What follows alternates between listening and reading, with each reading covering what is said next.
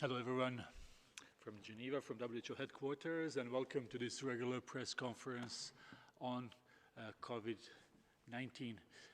Before I give a floor to Dr. Tedros, just to remind everyone that this is the second time now that we have a simultaneous interpretation into 6 UN languages. We would like to thank our interpreters who are with us here in their cabins.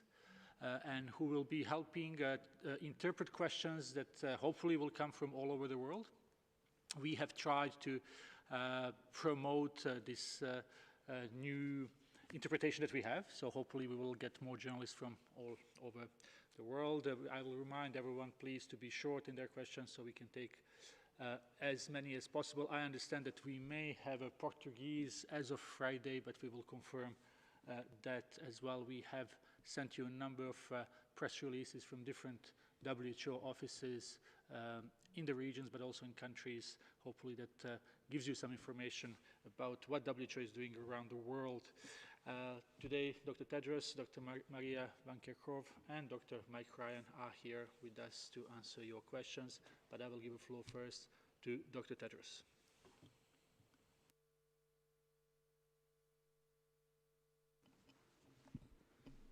Hello, everyone. Globally, almost 2.5 million cases of COVID-19 have now been reported to WHO, and more than 160,000 deaths. We see different trends in different regions, and even within regions. Most of the epidemics in Western Europe appear to be stable or declining. Although numbers are low, we see worrying upward trends in Africa, Central and South America, and Eastern Europe. Most countries are still in the early stages of their epidemics, and some that were affected early in the pandemic are now starting to see a resurgence in cases. Make no mistake, we have a long way to go. This virus will be with us for a long time. There is no question that stay-at-home orders and other physical distancing measures have successfully suppressed transmission in many countries. But this virus remains extremely dangerous. Early evidence suggests most of the world's population remains susceptible. That means epidemics can easily reignite. One of the greatest dangers we face now is complacency. People in countries with stay-at-home orders are understandably frustrated with being confined to their homes for weeks on end. People understandably want to get on with their lives because their lives and livelihoods are at stake. That's what WHO wants to. And that's what we're working for all day, every day. But the world will not and cannot go back to the way things were. There must be a new normal, a world that's healthier, safer, and better prepared. The same public health measures we have been advocating since the beginning of the pandemic must remain the backbone of the response in all countries. Find every case, isolate every case, test every case, care for every case, trace and quarantine every contact, and educate, engage, and empower your people. This cannot be effective. The fight cannot be effective without empowering our people and without full participation of our people. Countries that do not do these 6 central things and do them consistently will see more cases and more lives will be lost. To be clear, WHO's advice is to find and test every suspected case, not every person in a population. WHO is committed to supporting all countries to save lives. And we're also committed to human rights and to fighting stigma and discrimination wherever we see it. There are disturbing reports in many countries in all regions about discrimination related to COVID-19. Stigma and discrimination are never acceptable anywhere at any time and must be fought in all countries. As I have said in many times, this is a time for solidarity, not stigma. WHO is also working actively to address the impacts of the pandemic on mental health. Working with mental health experts around the world, WHO has produced technical guidance for individuals and health workers, recognizing the enormous strain they're under. In addition, we have also developed a free children's book about COVID-19 with partners from UNICEF, UNHCR, IFRC, and UNESCO, among others. In less than 2 weeks, we received requests to translate the book into more than 100 languages. And the book is now being used among Rohingya children in Cox's Bazar and children in Syria, Yemen, Iraq, Greece, and Nigeria. One of WHO's core functions is to provide evidence-based technical advice to countries. This is not something we do alone. Every day, we work with thousands of experts all over the world to collect, analyze, and synthesize the best science and turn it into guidance that we give back to countries. Through thousands of hours of discussion, we have exchanged first-hand experience and debated the science to generate the advice that we make available to all countries. We then work with countries to turn that guidance into action. WHO has staff in 150 countries all over the world, working directly with government, scientists, and partners to coordinate national preparedness and response plans and to implement them. I would like to use this opportunity to thank all my colleagues all over the world in all our 150 offices for their hard work and commitment. In addition, WHO has sent more than 70 surge teams to countries to strengthen surveillance and provide advice on infection prevention, how to treat patients, risk communication, lab capacity, data management, and much, much more. We have also brought in external support through our Global Outbreak Alert and Response Network and Specialist Emergency Medical Teams, what we call GORN, or Emergency Medical Teams, EMTs. And I would like to thank GORN.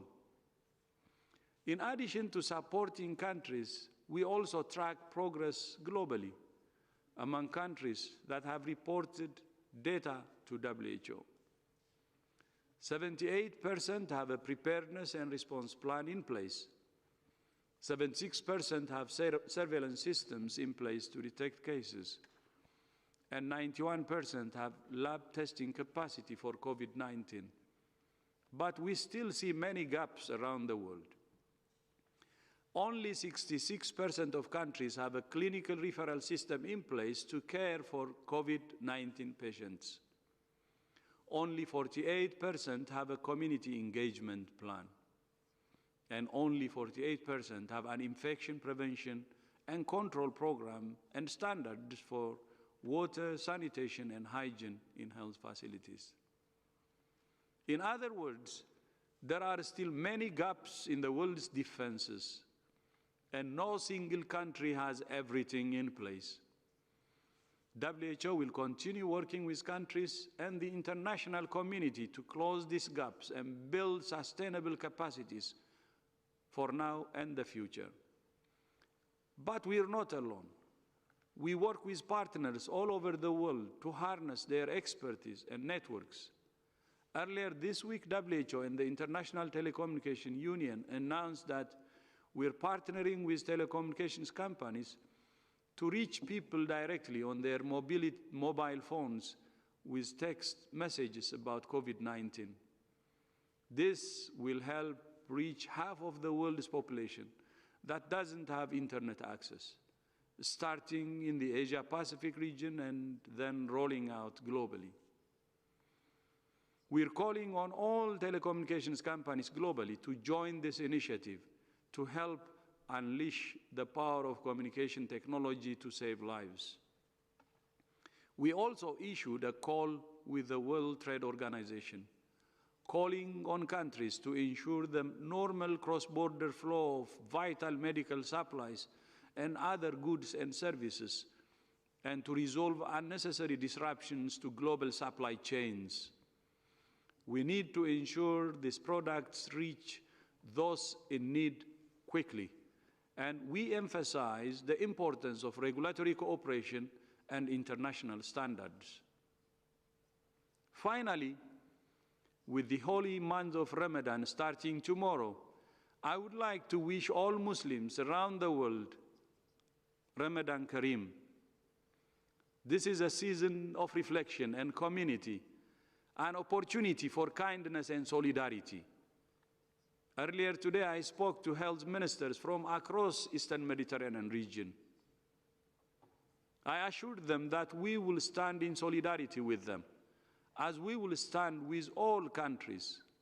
We're all in this together, and we will only get through it together. Again, Ramadan Kareem.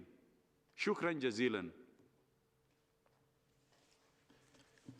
Thank you very much, Dr. Tedros, for these opening remarks. So we will start with questions. So I will remind journalists that they can, if they are joining us online, that they can select the language on the interpretation tab, and that obviously you can ask questions in any of 6 UN languages and many more to come.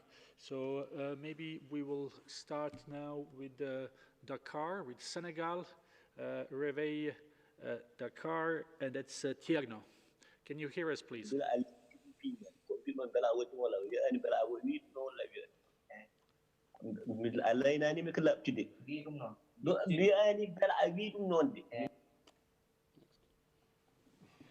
Sorry, I think there was a little issue. Let's go to maybe, do we have Jeremy from? Let's go to Jeremy from RFI. Jeremy, can you hear us? Yes, can you hear me, Tarek? Yes, please go ahead. Thanks for taking my questions. Good evening to everyone. A question about your position on easing or maintaining the lockdown for people at risk and people over 60 years old, considering what Dr. Tedros said, that we won't see basically the end of this until we have a safe vaccine. It means next year, probably. So does it mean that we have to refrain ourselves from seeing our parents or grandparents until then? Is it what WHO mean in the end? Thank you. So thank you for the question. I will start. So there are a lot of considerations that need to be taken into account when countries and decision makers are deciding to lift some of these public health and social measures. It's not a one-size-fits-all. And what countries need to do and what decision makers need to do is to evaluate the situation in their countries at the lowest administrative level as they can to determine what can be lifted, where, and when. And so we have outlined a number of factors that need to be taken into consideration. First and foremost is to really understand where this virus is, how far it's being transmitted, and if it is controlled. And there are measures in which you can look to see if that's actually being achieved, how many of the cases are actually being detected. It's very important that once an understanding of this virus is understood through the surveillance activities, countries need sufficient systems in place to be able to detect any new cases that come up. And so that's really important, so that if there is a resurgence, and we are seeing in a number of countries now that those that were successful in controlling, they are seeing a resurgence in cases again.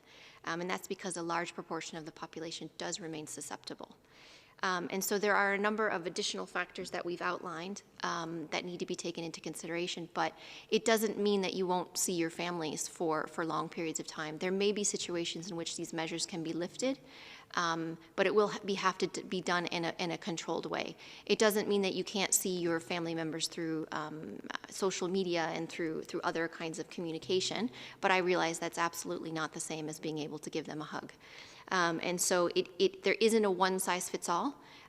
What we've tried to do is we've tried to outline the considerations that need to be taken into place for those who can make those decisions, and then given the context, the decisions will have to be made at that lower administrative level.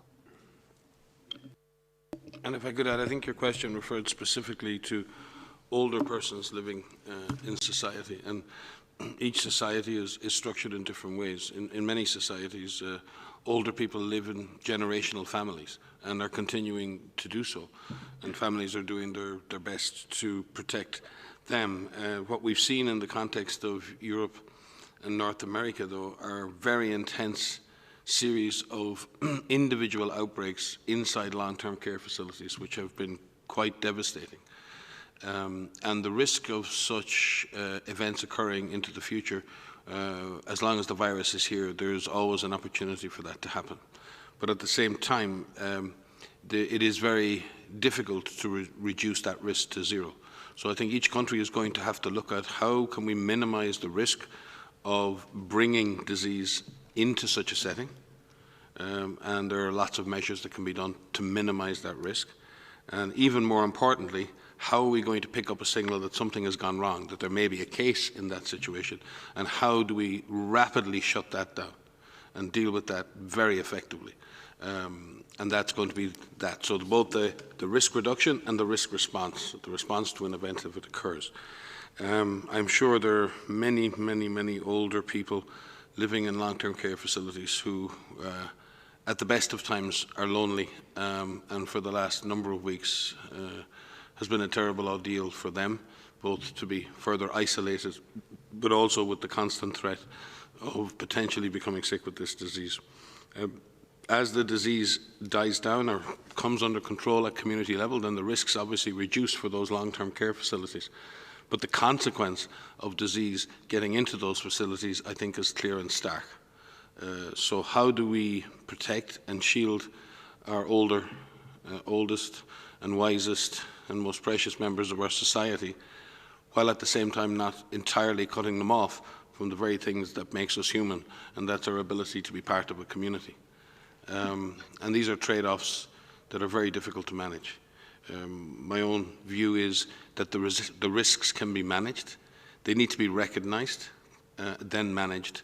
And if in a situation where we do see disease occur in a long-term care facility, we must be ready to react very quickly to stamp out that disease.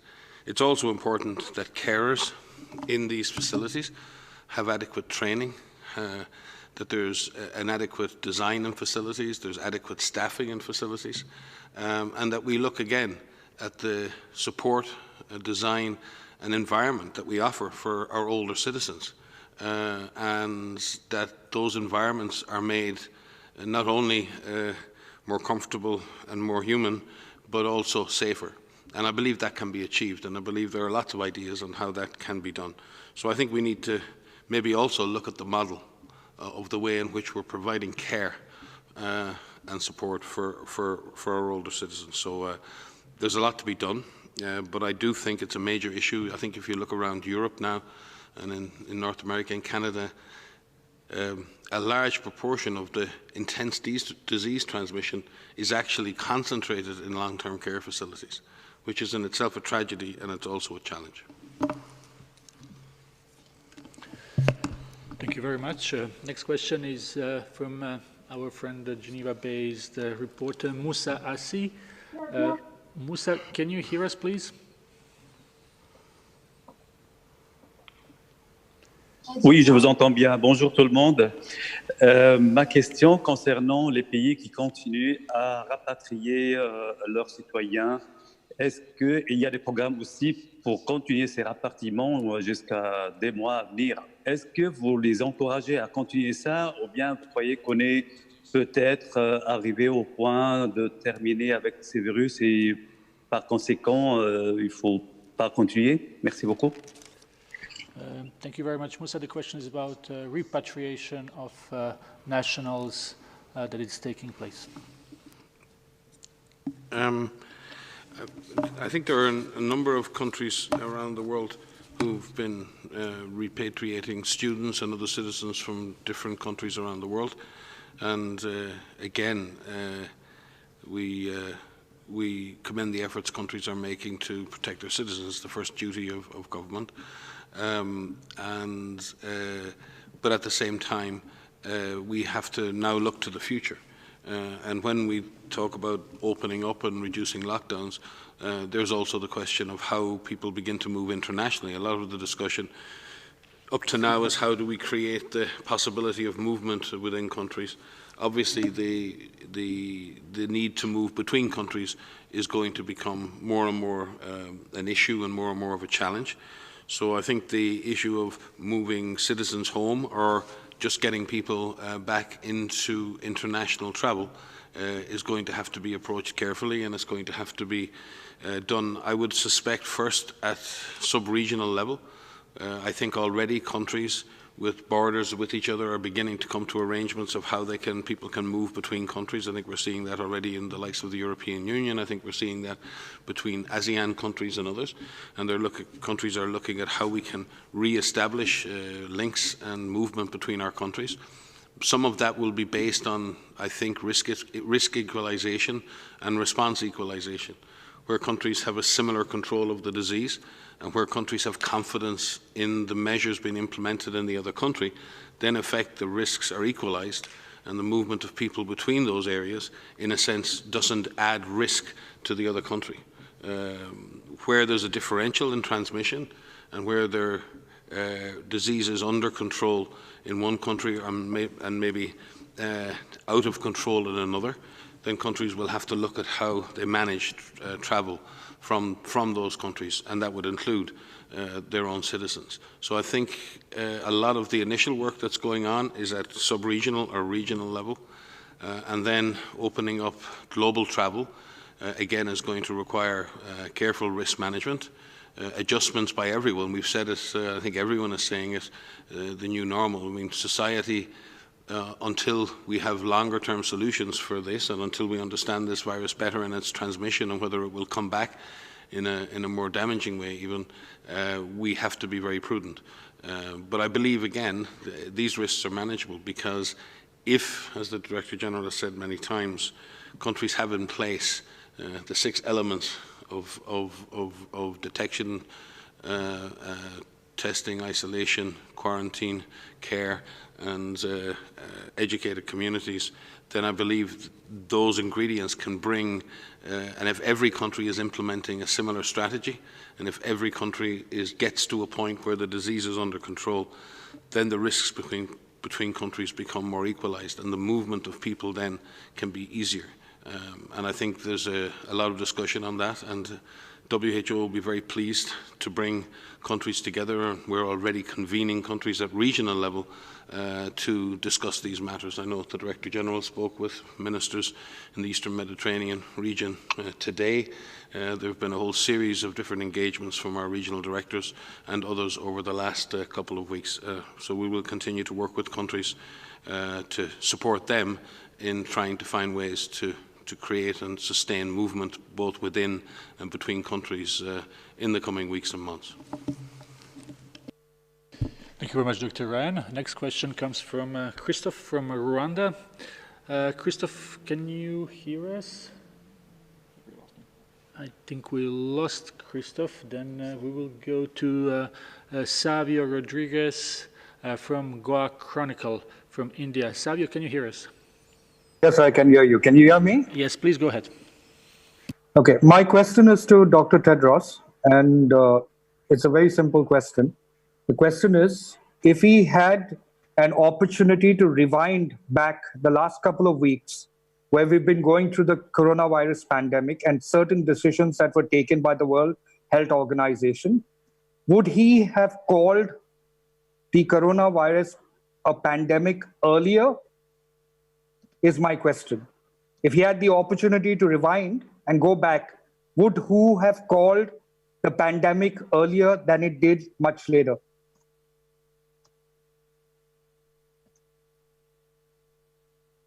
Dr. Tedros may speak to this, but let me clarify to you technically. WHO raised its highest level of alert under international law on the 30th of January this year and declared a global public health emergency. That is under the International Health Regulations 2005, which is an international legal agreement between all of our member states, which asks that WHO declare such an emergency where the Director General has received advice from an emergency committee and makes that determination based on that advice and the situation. The characterization of the disease as a pandemic in itself has no basis other than a description of the event at that time as regards how many countries were affected.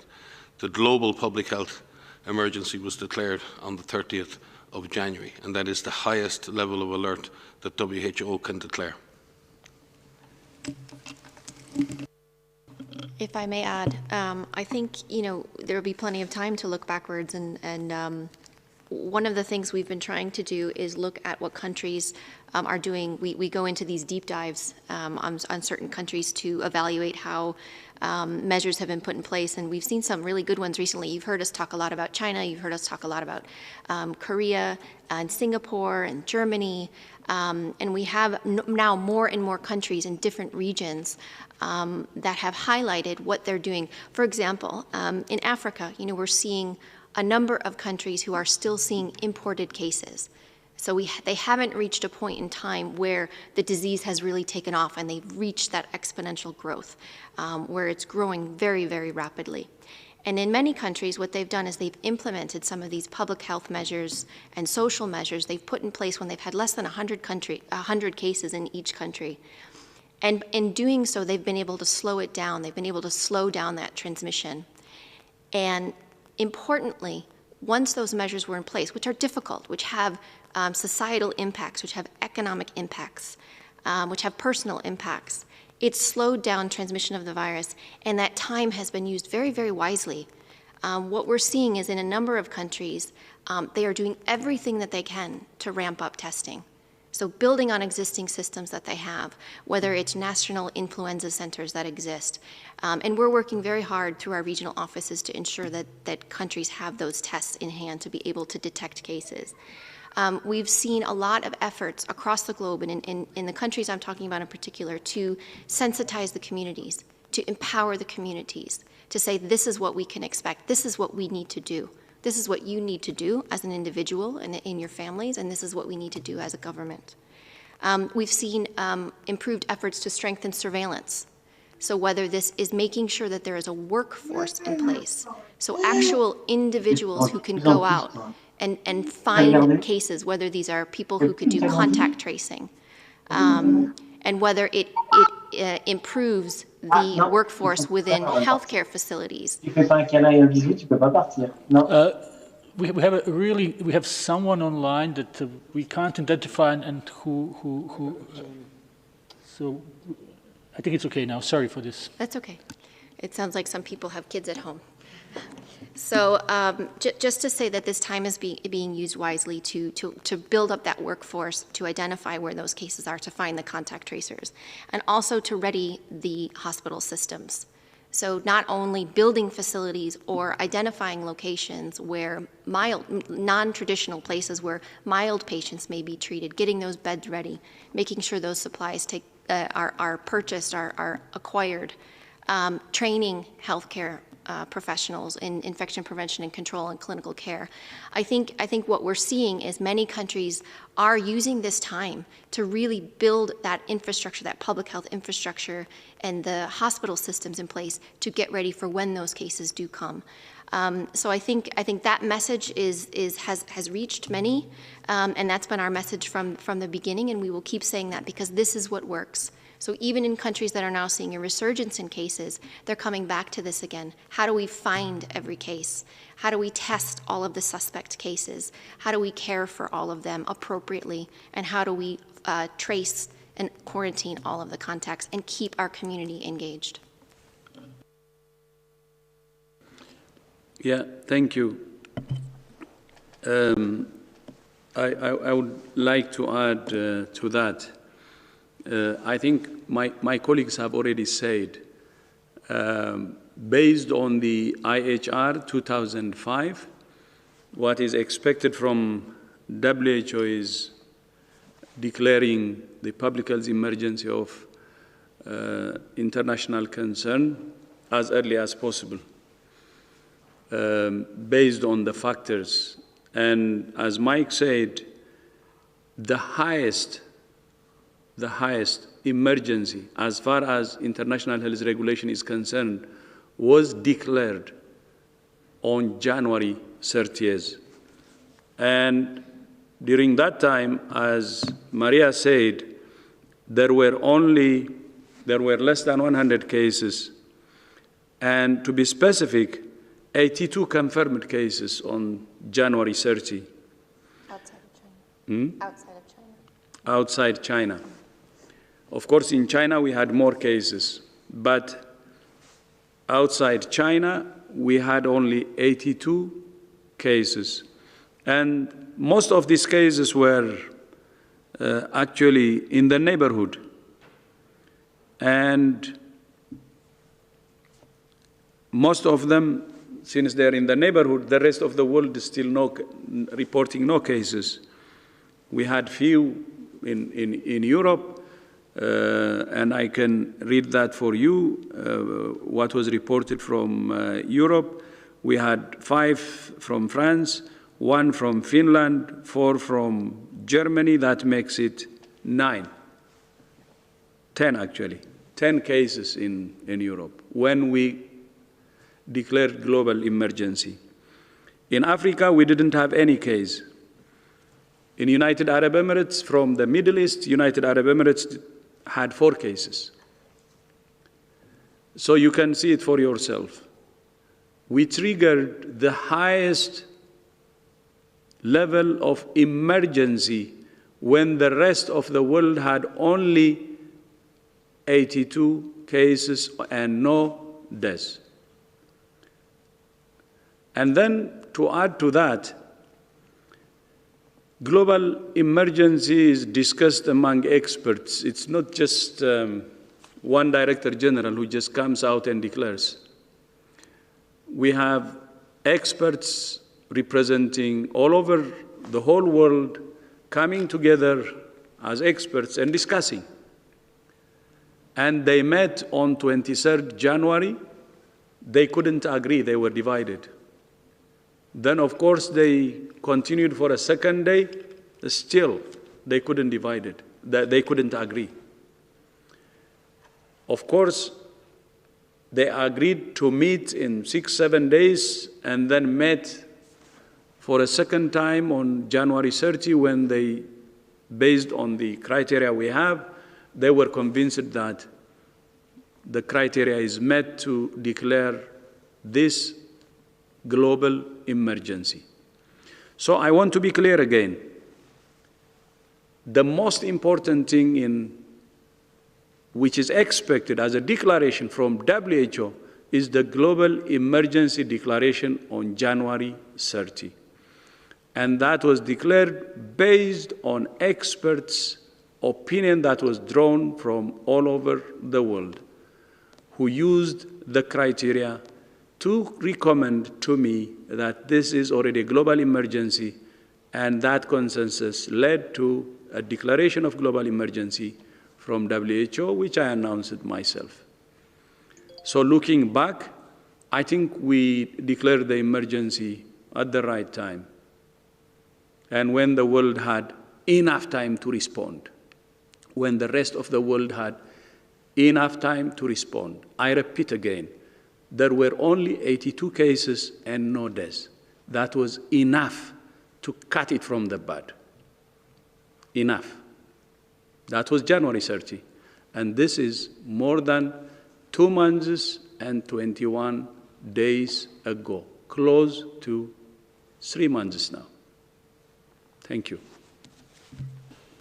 Thank you very much. We will try now to go to Democratic Republic of Congo. We have Sami there from Congo Czech. Sami, can you hear us? Oui, merci beaucoup pour la parole. Je voulais savoir à quel regard l'OMS porte en général sur tous les médicaments en train d'être développés sur les continents africains pour lutter contre la COVID-19. C'est l'exemple de Covid organique qui est développé, qui a été validé au Madagascar. Il y a également la vipirine au Bénin et même en RDC chez moi, où plusieurs autres médicaments sont proposés, bien que non encore validés par le gouvernement.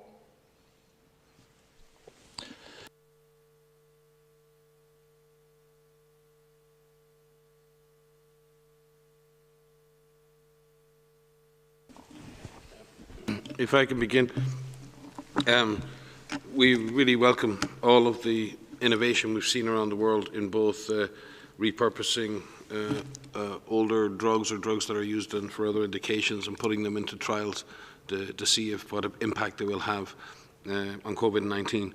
We are also very grateful for all the investment and work going on for developing new molecules that may prove ultimately to be effective in the treatment. And we maintain a global database of all of those drugs and all of those trials. And we're encouraging all innovators to work through their national regulatory authorities, their national institutes of health, to ensure that any trials that are commenced with proper support and proper authority, proper ethical approval. And Africa has a strong track record in doing such work, and I'd like to congratulate the institutions in DR Congo especially, and Jean-Jacques Muyembe and his staff, because we have a monoclonal treatment which is highly successful for Ebola now, and that was developed in Congo with collaboration with NIH in the United States, but has been one of the first proven therapeutics against Ebola, a life-saving intervention developed in DR Congo and has been used successfully to treat in the last outbreak. Again, there is a tremendous amount of innovation going on in Africa in general. Maria mentioned South Africa, and again, it is interesting the way in which South Africa is bringing the disease under control, and how African countries are actually in many ways, in some ways, showing the way. The strategy in South Africa was based on preparation, primary prevention, lockdown and enhanced surveillance. 67 mobile lab units around the country, 28,000 community health workers trained in case detection, and I think over 120,000 tests completed with a 2.7% positivity rate, which is incredible, that much testing for that return. So we're seeing performance levels there again, congratulating the government and institutions of DR Congo for the superb way in which Ebola has been brought under control. We still have some way to go. So I think in general, we need to leverage the capacities that exist in Africa, the innovation, the science. We need to connect those scientists, we need to connect those laboratories, those clinicians across Africa. Again, the Director General, working with our Regional Director, Chidi Moeti, and the African Union have been heavily engaged in trying to drive innovation, both in the public and the private sector across Africa. And it will be very important that studies in Africa are led by principal investigators from African institutions, and obviously reaching out to collaborators in other parts of the world. And I trust that those capacities exist. And again, to point to the rapid evolution of capacity. At the beginning of this epidemic, and I will point to the fact that WHO began distributing validated testing kits in Africa on the 24th of January, which was 7 days, 8 days a week before the declaration of the global public health emergency. But it was the laboratories at Institut Pasteur in Senegal and NICD in South Africa that trained all of the laboratory technicians from all over Africa, who then met up with their new reagents when they returned home. We're also seeing the use of high-throughput diagnostic systems in places like Kenya, where superb technology that's been provided by the Global Fund and others has been repurposed to use for high-throughput diagnostics in many African countries. We're working very closely with the Global Fund, with UNICEF, with UNITAID, to accelerate the availability of reagents for those high-throughput systems. So I think we're seeing very, very good things happen, but we're very cognizant of the challenges. We've seen almost 250% increase in cases in Sudan in the last week, in Somalia nearly 300%, and in many other countries like Tanzania, Mali, Congo, Gabon, Equatorial Guinea, Capo Verde and Eritrea, increases of more than 100% in the last week. With many other countries in Africa, case increases somewhere between 30 and 90%. So we are at the beginning in Africa. I believe that with a focus on preparation, on surveillance, on community mobilization, and on the undoubted capacity for innovation and science in Africa, that we can avoid the worst of this pandemic. But we are also cognizant, as the DG said, that there are lives and there are livelihoods, and the impacts of long-term lockdowns are having a severe impact. So we have to find a way forward in Africa that can balance the risk of the virus against the risk to people's livelihoods and people's lives at the same time. Thank you very much, Dr. Ryan. Now from DRC, we will go to Greece, where we have Costa from ERT. Can you hear us, Costa, please? Yes, I can hear you. Can you hear me? Yes, please go ahead. Yes, thank you very much for taking my question. My question is about COVID-19 and sports. Can you please confirm that there was in the last days a teleconference between WHO and UEFA and the proposal to suspend the football championships until the end of 2020? I can start, and perhaps Mike would like to. I'm not aware of the call, but it could have taken place, but I'm just not aware of it. What WHO does is we provide recommendations on how people can take decision about these types of sporting events and mass gathering events, for that matter, and what needs to be put into consideration, whether to hold it or whether not. The decisions are with them, and we support them in taking those decisions.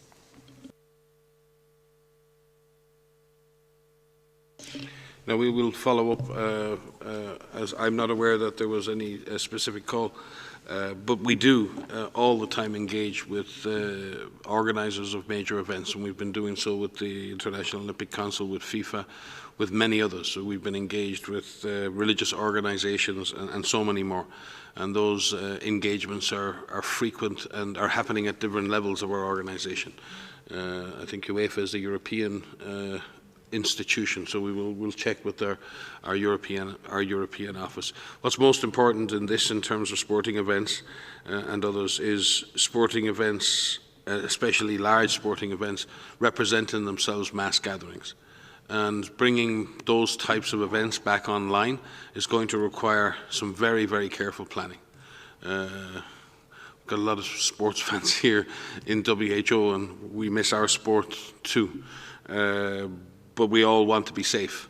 And therefore, I think sporting organisations and governments, working both nationally and internationally, are really going to have to look at how do we adapt. And this is one of the things we've been discussing internally here, is on the one hand we have the science and we have the evidence. On the other hand, we have the practical reality of life. Now, how do we adapt our evidential standards to what is the need to live and the need to manage risk at society level? If we all accept that there's no such thing as zero risk, the danger for governments at the moment, or the challenge they face, is that if they do something and there's any risk and then there's a consequence, they're going to be blamed for the consequence. no one will remember that they did that on the balance of risks. They'll only remember something bad happened. Therefore, when you bring a mass of people together and something goes wrong, people won't be shouting afterwards, oh, we were the ones that wanted that to happen. It won't be that. People will say, why did you let that happen? Why did you let so many people come together? And it's your fault now because you've let all these people come together and now we have another outbreak.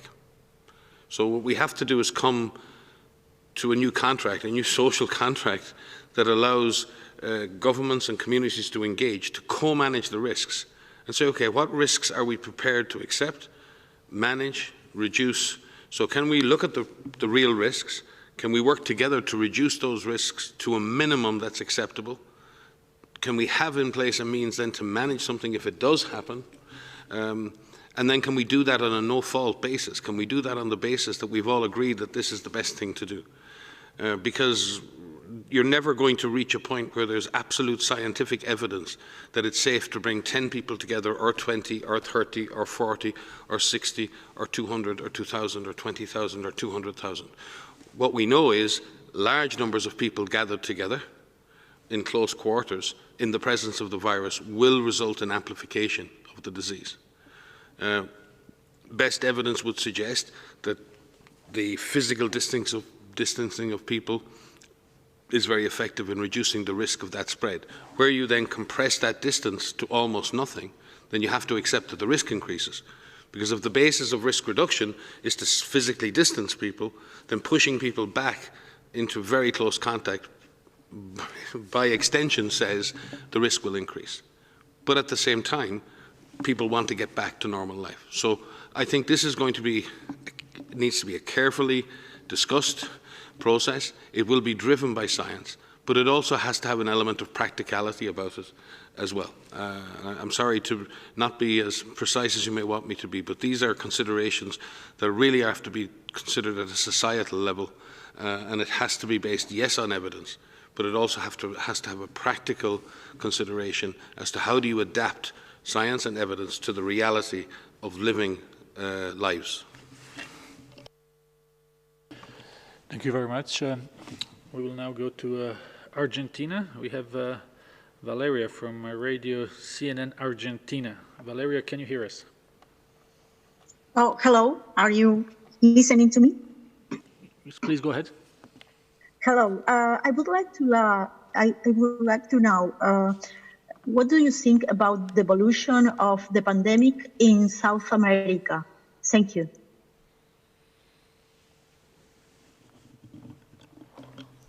So thank you for the question around the evolution of the pandemic in South America.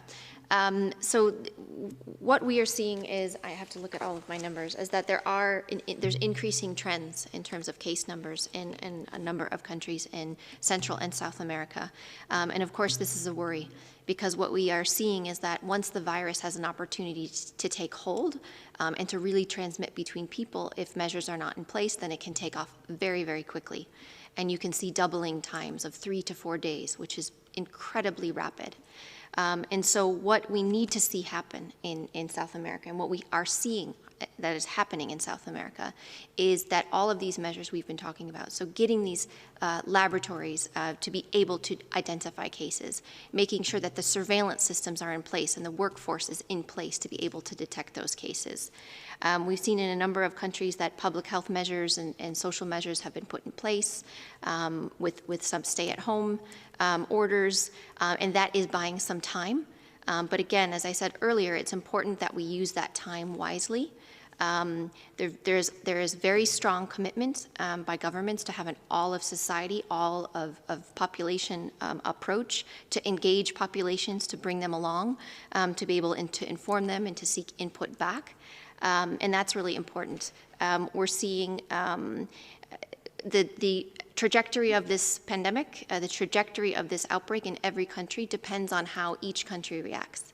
And that is consistent across all countries, regardless of high income, low income, countries. And so we are seeing an increasing trend in case numbers, but there still is opportunity. The window of opportunity, as Dr. Tedros has said, still remains in many countries to be able to suppress that transmission and to ensure that we don't have massive outbreaks in some countries.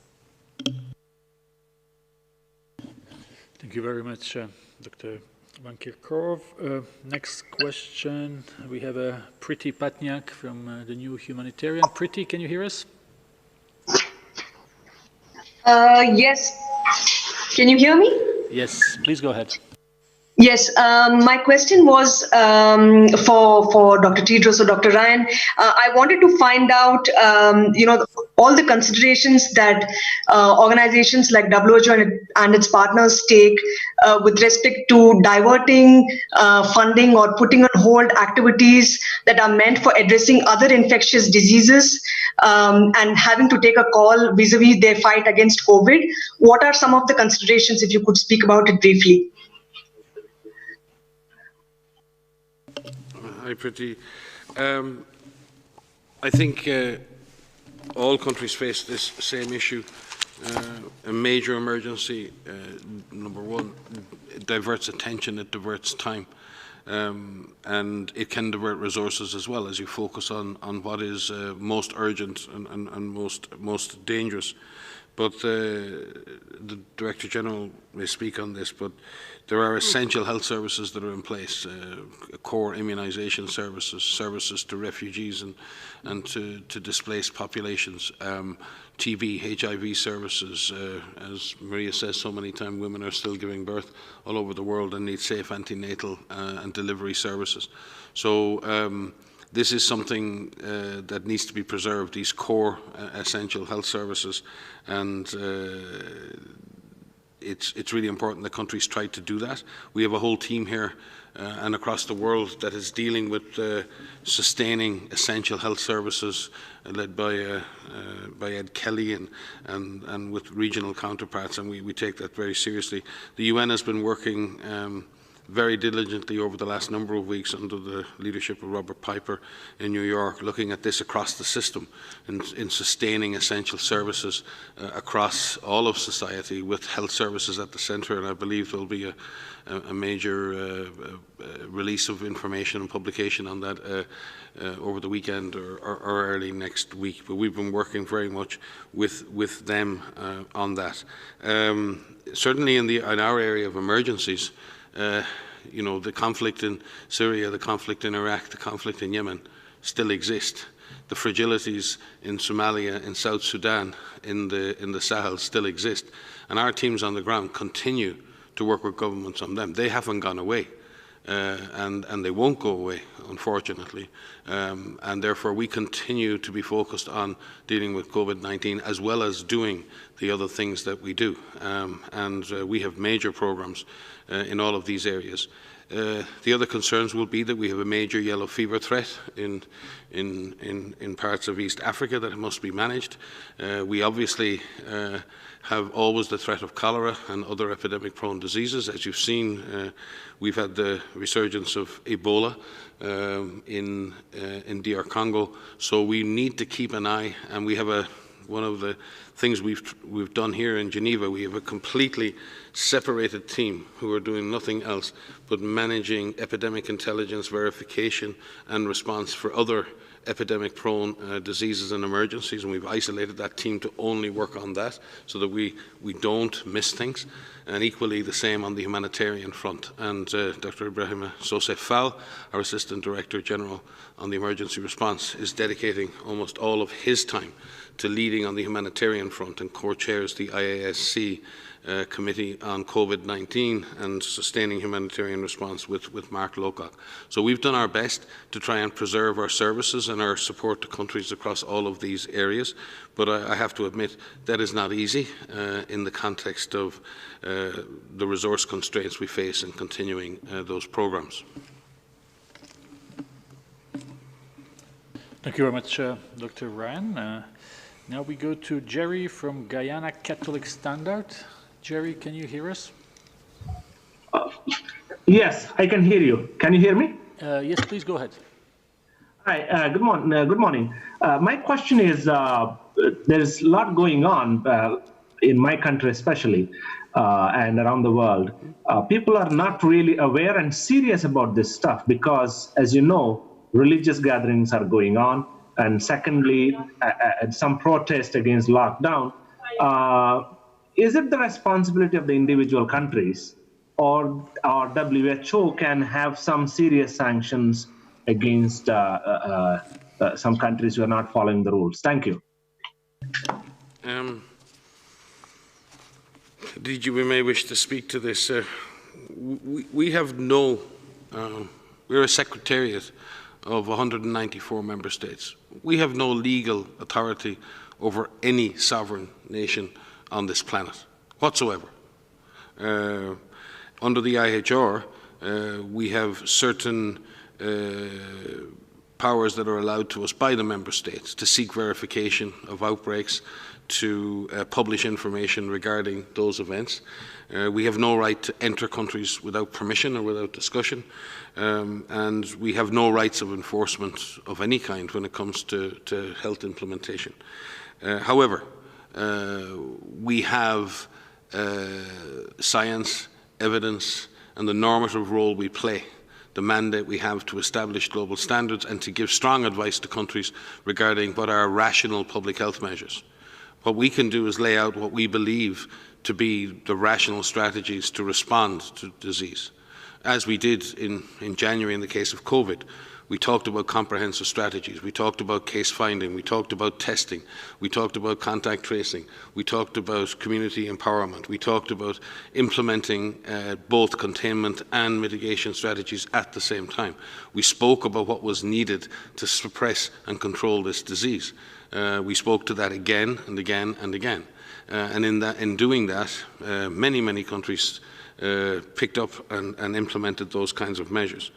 When it comes to what one individual country does, they will see our advice, they may see what other countries around are doing, and they may look internally, very often, and correctly so, to their own public health and scientific communities and ask for advice as to the best way forward.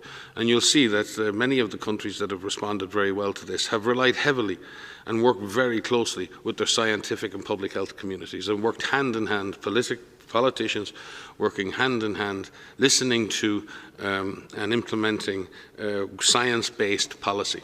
In that sense, where we see situations where governments may be straying very far away from that sort of an approach, we engage with them, absolutely. We don't engage in public debate. We don't engage in trial by media. We engage as we do, as a trusted partner. And we engage with those countries strongly and robustly if we feel that their public health strategies are ineffective or not been implemented properly. And we do that time and time again. We also engage when we believe they are. I've just spoken about South Africa and what they're doing. We've spoken about other countries here. We've spoken about Singapore. We've spoken about South Korea and many other countries that have implemented very rational policies.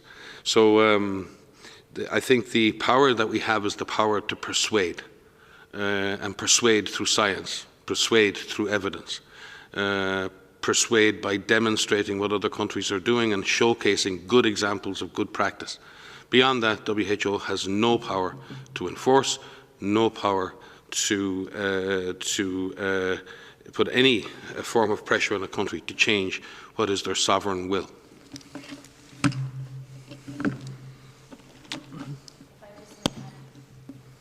We have staff we have thousands of staff, and we have WHO staff in 150 countries. And those staff are working directly with Ministry of Health officials, scientists, public health professionals to persuade, as Mike has said, to advise on what needs to be done and to sit across the table, to sit together, to train, to work hand in hand with our counterparts in countries to help them get through this, to help them plan, to ready their systems, to implement those systems. And you mentioned Guyana. I'm looking at your case numbers. The case numbers there are very low. I see 65 total cases so far and seven deaths. Every case is a tragedy, strategy, but you have in your power what can be done to contain this. And so what we do is with our staff is we help, we support, we empower, but it is up to everyone in countries to be able to implement these plans, to ready their systems, and to actually activate them. And what we have seen in countries, what we are working on for national strategies is to reinforce the action plans that are developed, to help ministries of health coordinate across different sectors so that there can be an all-of-society approach, to provide recommendations and trainings to engage communities, empower them, so that everyone in the community is part of this fight along with government officials, to have the systems in place to find and test and isolate and care for every case, to ensure that we trace and quarantine every contact. When we say that, that means individuals. That means a dedicated workforce to be able to carry out all of those actions. Incredible frontline workers and healthcare workers who are caring for patients, who are away from their own family members to care for patients, to ensure that we provide clinical care and maintain other essential services that must continue.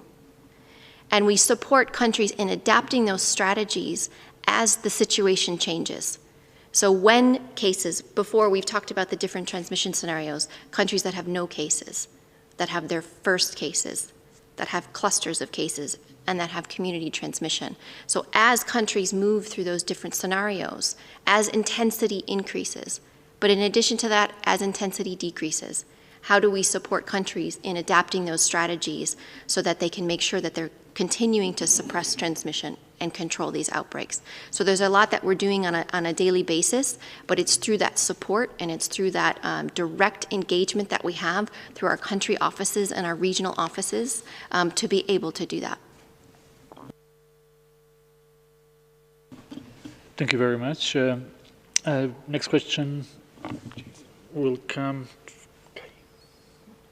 We go to Kai Kupferschmidt from Science. Kai, can you hear us? Yes, Tariq, thanks a lot for taking my question. This follows on from one of the earlier questions. I'm curious, when you see, protests like the ones in the US against the measures, I mean, obviously WHO does have some experience, in dealing with them, for instance, during the Ebola outbreaks in West Africa, also in DRC. I'm wondering whether, maybe Mike, you can talk a little bit about, what you've learned from these experiences about how best to deal with this.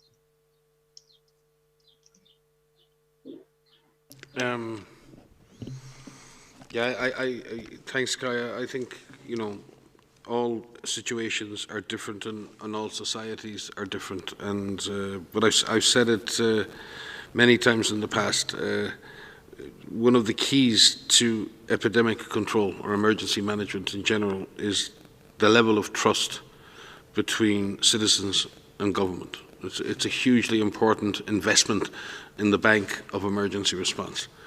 Because when you ask people to do something on trust and to end their social life, end physical contact, return to their homes, they have to fundamentally believe that somebody has a plan. There's a reason for this. And there's a reason for doing it, and there will be an end to this. So, and it's the same when you ask someone in the Democratic Republic of Congo to go into an Ebola isolation facility or ask their families to self-quarantine. Very similar situation. And there can be misunderstandings in real time if communities don't understand the purpose.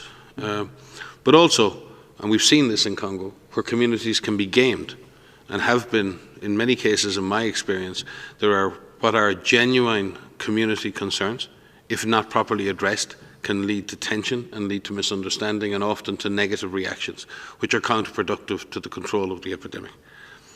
But also there are many situations in which those reactions and community sentiments are gamed and directed in a way that is counterproductive. And I've certainly seen that in many epidemic events in my time as well. So it's really important that we listen to what communities are saying. It's really important that we understand communities' frustrations. But it's also really important that we then re-engage with those communities to explain why the public health strategy is there. What is the purpose of that strategy and how they are contributing to that? And that's a process of dialogue. And sometimes when we talk about communication, it seems that we talk about one-way communication, what we tell people. So we tell you to do something and then everyone magically goes and does it. That's not necessarily the way things work in all societies. Certainly my experience in Africa and in Asia and in the Middle East is very much about creating a dialogue where there's a two-way communication, where communities can ask questions, communities can understand what's happening, and there's a transparency around what is happening, and that people can actually understand, and there is no confusion between the different levels of the system, and there's a consistency in that communication. It's very easy to become confused if you're hearing one thing from one side, one thing from another side, someone else is telling you something else. You're in the middle suffering and you get frustrated. And it's very easy to manipulate that situation. And it's really important that governments at all levels and in all countries really take on that role of communicating effectively with communities in a two-way dialogue. And that we also engage civil society, we also engage non-governmental organizations and others, and then it's not purely governmental in nature. So yes, communication, dialogue, understanding, persuasion, these are the words we need to be talking about, and empowerment. Many situations, in my experience, communities have felt disempowered by the process, and they want to take action, they want to be involved, and we need to be able to give communities things to do. I see what's many situations now around the world in COVID where, like for example in South Africa, where community health workers are being trained. They're the people on the streets, they're the ones who know the local families, they're the ones who know the local community, they're the ones who can educate and engage. You see the same going on in places like Massachusetts in the US, where you see that same kind of approach to driving community-based approaches. So I think there are good examples around the world where communities can be effectively engaged. And then when communities understand and participate, there tends to be less tension. That's been my experience, Kai, but you know, it's very hard to make comparisons between countries and between communities. Yeah, just a bit. I fully agree with what Mike said. It's at the end of the day the trust between governments and citizens that will help. Even now, I mean, the protests and gatherings in the middle of the pandemic will not help. It will only fuel the outbreak. So we need to use several ways of communication with our citizens. We know how to communicate and help them understand. And I think it would be a good idea to mobilize community leaders here, civil society, religious leaders, to speak to citizens directly, not only just governments, but all public leaders, all community leaders and religious leaders should be involved, and bring the different opinions actually into understanding, especially around this pandemic. This virus is dangerous and it affects everybody. And there should be that understanding, and whatever precautions we take, it is for all of us, for each of us and the whole public in general. At the end of the day, people will understand and cooperate, but we need to use all means we have to have clarity in our message and ask for cooperation using all means that's available, and especially through the leaders they trust, including religious leaders, as I said earlier. Thank you. Thank you very much. Let's go to India today. That's Geeta. Can you hear us, please, Geeta? Yes, I can. Can you hear me? Yes, please go ahead. Thank you so much for taking my question. My question is to Dr. Tedros. Dr. Tedros, while the WHO is not an enforcing agency, it does do a lot of research and assesses and produces reports. So in that, would the World Health Organization be looking at forming a team to investigate the origins of the virus, look at maybe sending a team to China with independent stakeholders as part of that entire investigative team. And also the United Nations has come out with a report saying that stringent lockdowns in developing countries could lead to economic catastrophe. What is your assessment on that, particularly vis-a-vis India?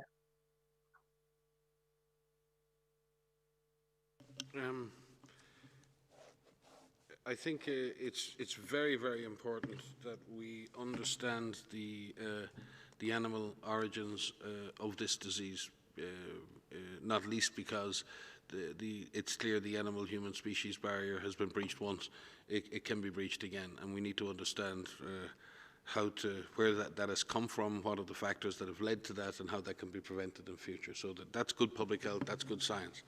And we have certainly offered that assistance to the government of China, but also working very closely with our colleagues in FAO and OIE across a One Health platform to do that. Peter Van Emmerich is the scientist who leads our operations on that here, and we have a team working specifically on those issues and very closely with OIE and FAO. And we'll be delighted to work with international partners and at the invitation of the Chinese government in order to carry out a really good investigation around the animal origins and really understand all of the factors associated with that. And we very much look forward to that opportunity. With regard to lockdowns, absolutely. Lockdowns should and can be avoided in many circumstances, and many countries have implemented different versions of what you might call lockdown, and that's been how do you get the maximum suppression of disease with the minimum amount of physical distancing and restriction of movement and stay-at-home orders. The way you do that is to really focus on case detection, on finding cases, on testing, on isolation and quarantine, and on being very, very aggressive in investigating clusters of cases that emerge, particularly those that emerge in special circumstances, in high-risk communities or in special environments. That is the challenge, is the lockdowns may be providing a suppression on the disease, and we get to a point where the disease looks like it's under control. If you follow that up, as I said, South Africa have really followed up their lockdown with a very, very extensive campaign of training health workers for surveillance, doing surveillance, 39 mobile labs. What they're doing is backing up the lockdown with a very strong public health response. And as they put that in place, you can start to ease the lockdown while helping people with their lives and their livelihoods. You can start to ease those lockdowns because you have something else to replace it with. The danger is easing these so-called lockdowns without a replacement strategy. That's the real danger. And there's always a danger, even with the replacement strategy, that there will be outbreaks, but they can be managed, I believe. But exiting lockdown without a strong public health strategy and a strong strategy to strengthen your health system is going to be difficult. I believe India is making progress towards that. I've said it here before. India has a proud history of strong public health surveillance in smallpox, in polio, and for TB and other diseases. So I don't believe there's any reason why the public health capacities of India cannot be turned on to this respiratory syndrome, this respiratory disease, and why as we move away from lockdown, that the government of India, the scientists of India, the public health authorities of India, and the communities of India can put in place a solid, strong public health surveillance system that will continue to control this disease while we await longer-term solutions. Thank you very much. Let's take a few more questions. Our friend Jamie Keaton from Associated Press. Jamie? Hi, Tarek. Thank you very much. I'd like to come back to the issue of funding from your biggest donor, the United States, especially given that Secretary of State Pompeo and other State Department officials a short while ago again criticized WHO and spoke about the halt to U.S. funding for the agency.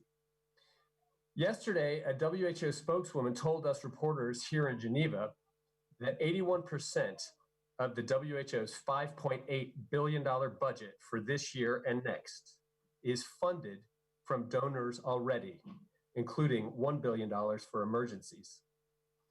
If you are that well funded, shouldn't WHO be able to easily get through this 60 to 90 day pause, as they call it, in any new funding from the United States that was announced by the Trump administration, and that the concrete impact of that temporary halt to funding is simply exaggerated? And if I might, Dr. Tedros, Dr. Tedros, if I might, some US lawmakers say they want you to resign in order for the US to resume funding. Are you considering that? Thank you.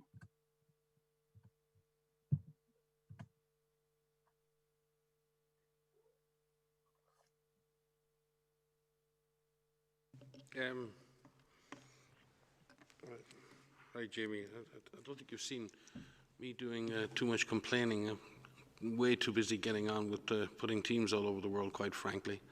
The realities are that the organisation with regard to COVID-19 is moving forward with all of our projects and at pace around the world. You've seen what we're doing in terms of lab supplies to 122 countries. You've seen what we're doing with our surge teams in countries. You've seen what we're doing with the global supply chain mechanism and all of that. So we're moving forward at pace on that. The pause on funding is to WHO's core funding and other projects, the actual funding that WHO receives in the normal cycle.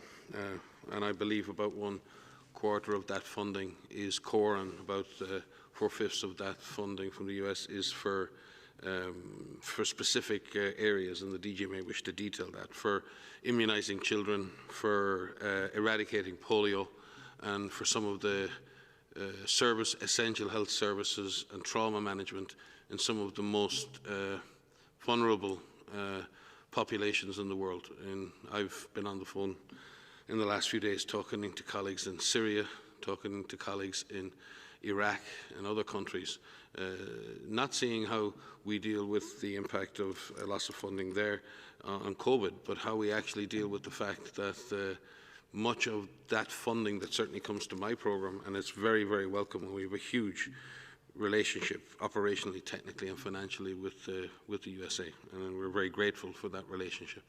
But the reality is, for my program, a lot of that funding is aimed at direct life-saving services to people in the most destitute circumstances in the world.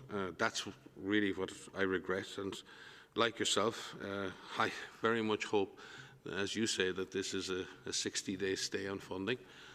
That is my hope, and that's why you don't see me complaining, because we just got to get on with it. We have a very, very difficult job to do, as many countries have around the world. I want to focus on that, and I want to focus my teams on that, and I don't want to focus them on where their next paycheck is coming from, because quite frankly, that's not what they're focused on. Our staff in the field, who we had one staff killed just 2 days ago, and one of our other staff in a serious condition transporting COVID-19 samples in Myanmar. I don't think their families are that concerned about the overall funding situation in WHO. We're concerned about our friends and our colleagues in the front line who risk their lives every day, every single day, to deliver life-saving interventions to people around the world. Yeah, thank you. Thank you, Mike. Whatever funding is coming to WHO is to save lives. And as Mike said, even WHO staff are risking their lives to save lives. The sad part this week is we have been remembering the death of Richard Muzoko, its first anniversary on April 19. He was fighting Ebola in an area, as you know, in Eastern DRC, where we have security problem, and he was killed. So Richard was killed while fighting Ebola and bullets at the same time, facing bullets. And as Mike said, we lost another colleague this week in Myanmar. His name is Win Maun. He was collecting samples for COVID-19, actually.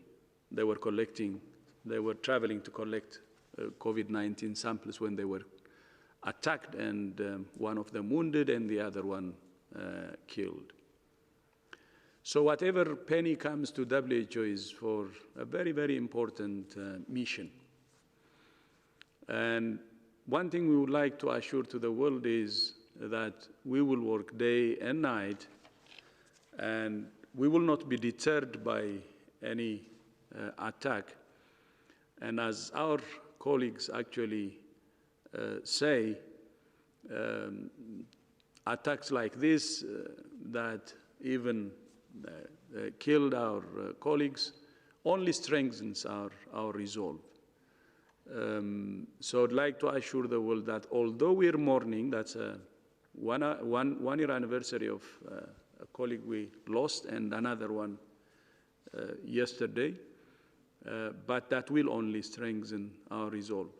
And in terms of resources, I think the world should be proud that it's providing funding to this cause, to save lives, and to do it through WHO.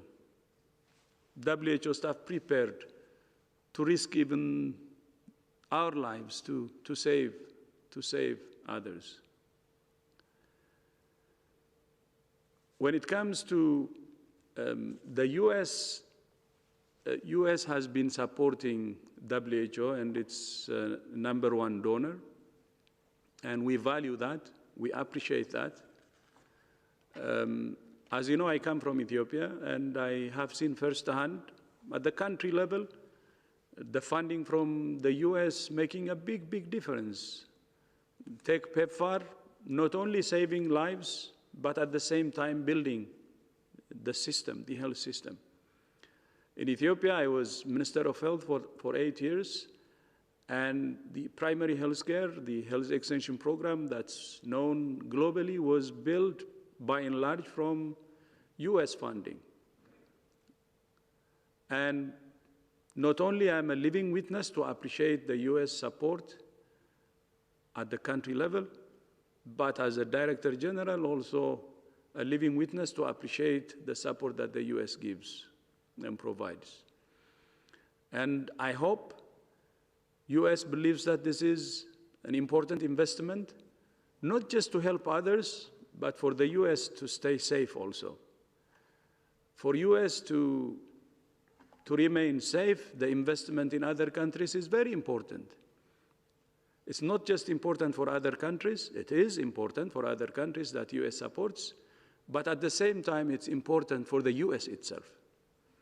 So I hope the freezing of the funding will be reconsidered, and US will once again support WHO's work and continue to save lives. On the second issue, the resignation, I would like to ask you, Jamie, since you know the rules, I hope they will read the rules, and you will help also in clarifying what the rules are. I don't have anything more to comment on that. But one thing I'm sure is we have been working very hard for the last 3 years, almost 3 years, reforming WHO. And we got many good ideas from WHO staff that is truly transforming our organization. And we work day and night, and we will continue to work day and night. I will continue to work day and night, because this is a blessed work, actually, and responsibility, saving lives. And I will focus on that, changing this organization for good. But not only that, especially now, focusing on the pandemic and saving lives. That's my focus. There could be issues coming from left and right, but I would like to focus with my colleagues on saving lives, because even one life is precious. And I don't have any extra energy to respond to this or that, but focused on saving lives and continuing this blessed work. And those who need our support, that's what they want, and that's what we will give. Thank you. I think we will have to finish here. Dr. Ryan has a conference call to go. He's already late, so we will apologize to all journalists online who were not able to ask questions. We will also thank all interpreters for their hard work today. Hopefully we will have one more language on Friday, as we said, but we will let you know on that. The audio file will be sent out very soon, and transcript of this press briefing will be available sometimes tomorrow. Wish you a very nice evening, afternoon, or morning. Thank you.